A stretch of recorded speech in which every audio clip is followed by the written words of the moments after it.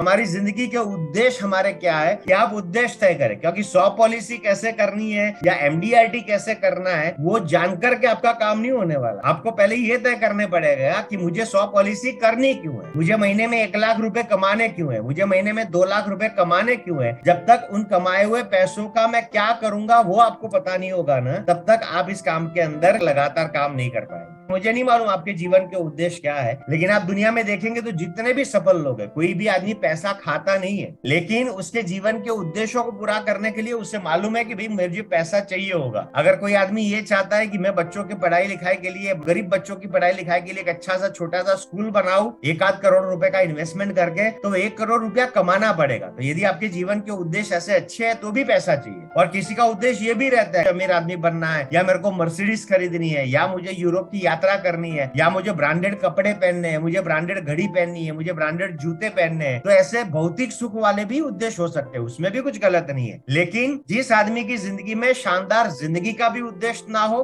और जो आदमी सामाजिक कार्यों करने का भी उद्देश्य नहीं रख रहा है, वो आदमी एक आम आदमी की तरह पैदा होता है, आम आदमी की तरह जीता है और आम आदमी की तरह खत्म हो जाता है। और ऐसी जिंदगी का कोई मतलब नहीं रहता। जिसे कहते हैं ना उद्देश्यहीन इंसान जो रहता है ना, उद्देश्यहीन इंसान और जानवर की जिंदगी, इन दोनों में कोई फर्क नहीं है, क्योंकि जानवर भी जिधर पैदा होता है उधर ही जीता है और उधर ही खत्म हो जाता है। तो वैसा ही अगर मेरी जिंदगी में हो रहा है कि आनंद ठाकर जहां पर पैदा हुआ उधर ही जिंदगी कटी और वैसे ही खत्म हो गया, तो आनंद ठाकर और जानवर में कोई अंतर रहा नहीं। तो पहली चीज, यदि आप इस काम में सफल होना चाहते हैं तो उद्देश्य होना चाहिए। और उद्देश्य होगा तो दूसरा फायदा क्या होगा मालूम है? तो स्टेप नंबर 2 आता है कि जिस इंसान की जिंदगी में उद्देश्य होता है ना, वो समस्याओं से हिलता नहीं है। क्योंकि देखिए, हम सारे लोग इंसान हैं, हम सारे लोग परिवार लेकर के बैठे हैं, हम सारे लोग एक समाज में रहते हैं। तो जहां पर समाज होगा, जहां पर परिवार होगा, जहां पर एक चलता फिरता शरीर होगा, वहां पर समस्याएं तो आएगी आएगी। पारिवारिक समस्याएं आएगी, सामाजिक समस्याएं आएगी, शारीरिक समस्याएं आएगी। लेकिन समस्या आने के बाद में 2 प्रकार के इंसान होते हैं। एक इंसान वो होता है कि जो समस्याओं के सामने अपने घुटने टेक देता है, उसे लगता है कि मेरे जीवन में बहुत सारी समस्या है, मैं क्या करूं समझ में नहीं आ रहा है। और एक आदमी होता है कि जो समस्याओं को चीरते हुए आगे निकलता ही जाता है, समस्याएं उसका कुछ उखाड़ नहीं पाती और कुछ समय के बाद में समस्याएं आना भी बंद कर देती है। क्योंकि जो आदमी समस्याओं को पकड़ के बैठा रहेगा ना, एक सरल सा एग्जाम्पल देता हूँ। आपके घर में कोई गेस्ट आया, मैं रोहित जी के घर में मेहमान बन के गया। अब रोहित जी मुझे बहुत अच्छे तरीके से रखेंगे, ब्रेकफास्ट, खाना पीना इतना बढ़िया तरीके से, तो मैं क्या करूंगा, लंबे समय के लिए मेहमान बन के रुक जाऊंगा। लेकिन यदि मैं गेस्ट बन के गया हूं और रोहित जी को मेरे लिए वक्त ही नहीं है, रोहित जी मेरे सामने देखते भी नहीं है, रोहित जी उतना ज्यादा केयर नहीं करते, मेरे को ज्यादा महत्व नहीं देंगे, तो मैं क्या करूंगा, मैं 1 आध 2 दिन के अंदर उनके घर से निकल जाऊंगा कि नहीं यार, रुक करके कोई फायदा नहीं। तो समस्याओं का वैसा होता है कि जो इंसान समस्याओं को बड़े प्यार मोहब्बत से रखता है, बार बार बोलता रहता है मेरी जिंदगी में ये प्रॉब्लम है, मेरी जिंदगी में वो प्रॉब्लम है, वो रोता रहता है, तो समस्याओं को क्या लगता है, अरे यार यहाँ पर तो बड़ा मजा आ रहा है। और दूसरी समस्याओं को भी बुला लेती है कि भाई आ जाओ, इसकी जिंदगी में रुकने का बड़ा मजा आ रहा है। लेकिन एक इंसान ऐसा होता है कि जो समस्याओं की दरकार ही नहीं करता। उसका मान लो कि बदन दर्द कर रहा है तो रोते हुए घर में नहीं बैठा रहेगा कि आज मेरा बदन दर्द कर रहा है। उसको हल्का सा बुखार है तो वो घर में नहीं बैठा रहेगा। उसकी जिंदगी में कोई समस्या आई, कोई पारिवारिक समस्या आई, तो वो रोता हुआ बैठा नहीं रहेगा। वो समस्याओं को दरकिनार करके, किनारे लगा करके वो अपने काम पे लगा हुआ है। 2-3 दिन के बाद में समस्याओं को लगता है कि यार इसके जिंदगी में तो जाने का कोई फायदा ही नहीं हुआ, ये तो हमारी तरफ ध्यान ही नहीं दे रहा है,